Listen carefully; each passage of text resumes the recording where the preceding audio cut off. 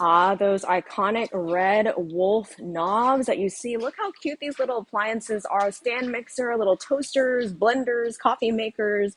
I just feel like I want to get all of them to put on my countertop, but of course I'm not going to do that. I'm Julie Tam, managing broker of LYN Realty in Houston, and this is Smarter Real Estate, weekly on Wednesdays. Thank you so much for tuning in on YouTube or Facebook. Definitely hit that subscribe button and like this video if you find it useful by the time you get to the end.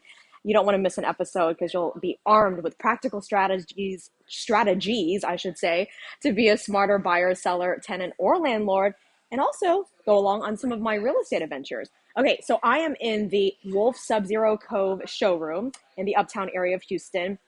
And we're here because this is part of my Building My Dream Home series. We're building a brand new home and we are shopping for appliances. Now, a disclaimer for you is I do not work for, I'm not affiliated with, and I'm not being compensated by this company or its affiliates.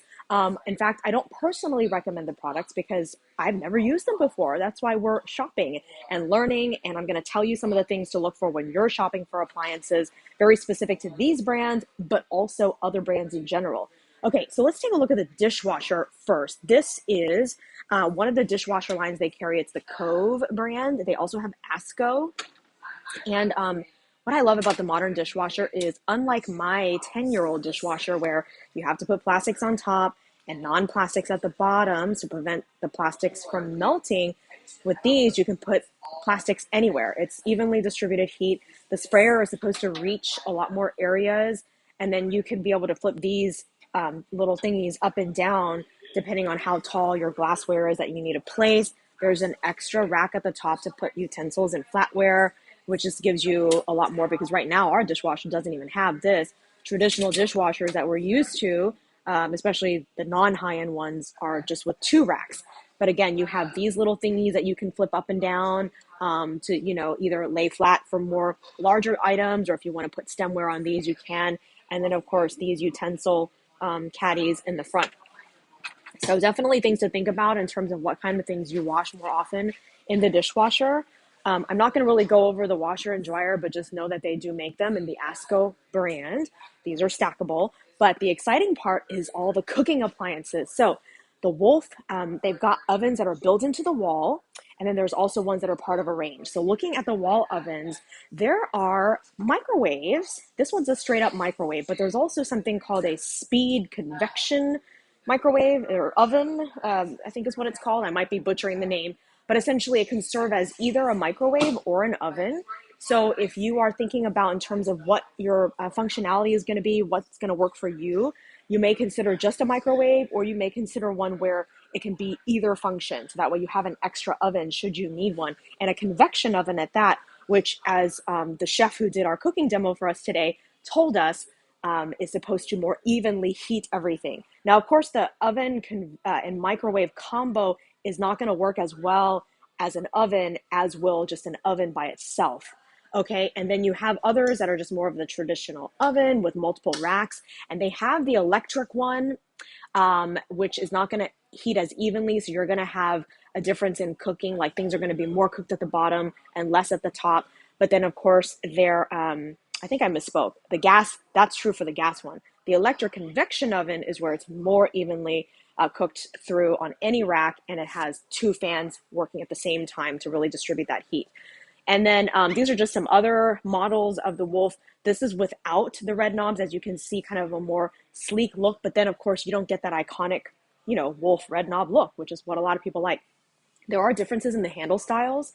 Tubular, which is cylindrical, versus this Pro style, which is a little bit flatter.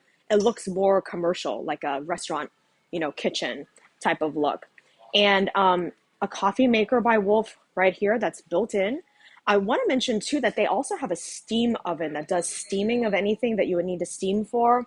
Another configuration you might want, now of course, this is not a microwave, but you may have a microwave that you put down low in the island, for example, where you would pull it out like a drawer instead of a traditional microwave up against the wall. The one we just saw pulls down like an oven. It doesn't open like a swinging door, but they do have those as well.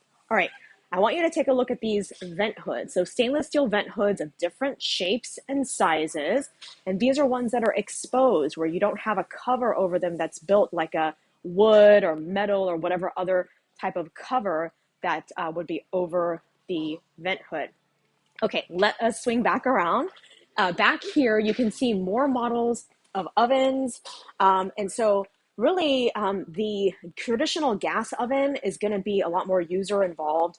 You're going to have to monitor the cook time, make sure if you're putting it on the right rack, do you need to switch racks halfway through the cooking, for example, to make sure things are evenly cooked and not burnt. But with the convection electric oven, is that right? I'm totally butchering this. Am I right? Yes. I'm asking my husband who's shooting this video because he went through the little cooking demo with me. So that kind is the one where you don't really have to monitor it as closely, and it's going to do a better job for you. Okay, a lot of other fancy stuff, but let's get to the ranges. So my gosh, this is just gigantic. So this is a true 60-inch double oven, two full-size ovens, and they have kind of two different types of ranges. One is called dual fuel, which means you've got gas on top for cooking on the burners and then electric on the bottom. And then another kind is gas the whole way. The gas the whole way is definitely less expensive, but the dual fuel, having both, gives you this smart control. So you can do things like set the timer. It'll actually measure the temperature of the food for you. There's going to be a probe that you can stick in the meat or whatever you're cooking in the oven, so you don't have to open it and stick your own thermometer in there to check the temperature, which makes it more convenient. And there's also features like with this oven, the knob actually has the temperatures. If I can turn this knob here, and then of course your traditional burner knobs that have the low, medium, and high. And then there's other features on top that make it different. So here there's a double griddle. Okay, a single griddle would look like this. So it's kind of like hibachi style cooking that you can have if you don't want all 8 burners, for example. Like this is a 48-inch range, so this one doesn't have a double oven. It has a 1.5. This is the size that we're looking at for our home. And as you can see, there's also a version with these stainless steel knobs, not the red ones. It actually has the gold ring here for these ones. And anyway, if you don't need all 8 burners, you could have something like a griddle, or you can have something like a grill. Though we have an outdoor grill that will be in our back covered patio, so we probably will not get a grill. It's not really as useful for those of us who live in the South and can grill out a lot of time during the year. So anyway, as you can see, just so many different options to think about. You really have to think about what your cooking style is, how you're going to be cooking the most often to see what configuration works for you. We were starting to, at first, to want the 8 burner range because we weren't used to having the idea of the built-in griddle, right? We have a griddle kind of like this one, a little bit smaller, where it's just a separate, griddle. But having the griddle built in is pretty convenient. And as the chef was demonstrating, we can actually clean it pretty easily by actually, they have a thing right here if you want to follow me back, this metal scraper. You can literally just lightly scrape and actually it's scraping the other direction, scrape off all the food residue at the end, and it goes down here into this trough that you can then lift up and take out, for cleaning in the dishwasher or in the sink by hand. And then of course you can spray some water or squirt some water onto here and do further cleaning, and then use a paper towel or a cloth to really get all that black residue up. And then over time, this griddle becomes seasoned, so it turns from this kind of silver color into a black color. One thing that the dual fuel range has that this one doesn't is with these gaps here, it kind of makes it a little bit less convenient because things can splatter into there and you'd have to clean it. But with the dual fuel, it's missing that. So you can see over here, it's just you've got a little bit more cooking surface and there's nothing that goes into slats like that.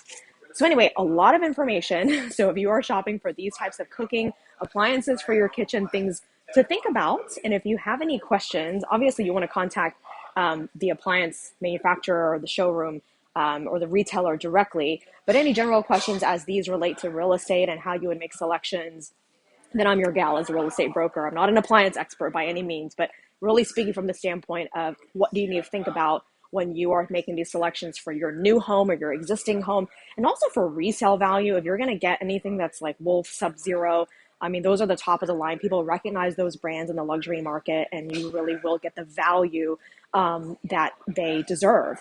Okay, thank you so much for watching. Again, I hope you have a wonderful week, and I will see you again on Smarter Real Estate Weekly on Wednesdays. Bye.